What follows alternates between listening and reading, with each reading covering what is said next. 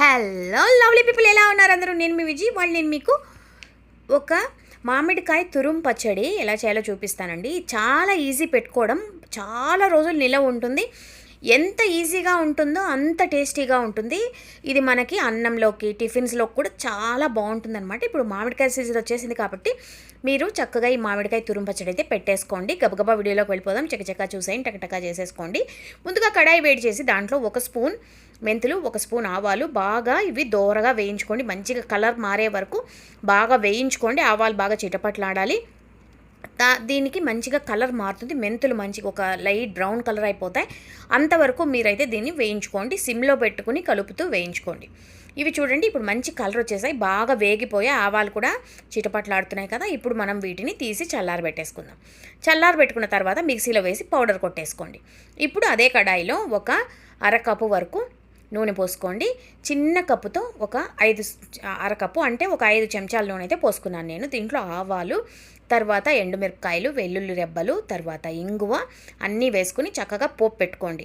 ఈ పోపులో కరివేపాకు కూడా వేసుకుని ఈ పోపుని బాగా చల్లారనివ్వాలి. వేడిగా ఉన్నప్పుడు ఎప్పుడు పచ్చడి కలపకండి, బాగా చల్లారాలి. ఈ నూనె మనం పోపు పెట్టుకున్న నూనె బాగా చల్లారాలి. ఈలోగా మనం ఒక పెద్ద మామిడికాయ తీసుకుని దాన్ని చెక్కు తీసేసి తురిమి పెట్టుకుందాము. అంటే బాగా మంచిగా పులుపు ఉన్న మామిడికాయలు అయితే బాగుంటుంది పచ్చడికి. చూడండి, ఇప్పుడు పోపు వేగిపోయింది. దీన్ని చల్లారించేద్దాం.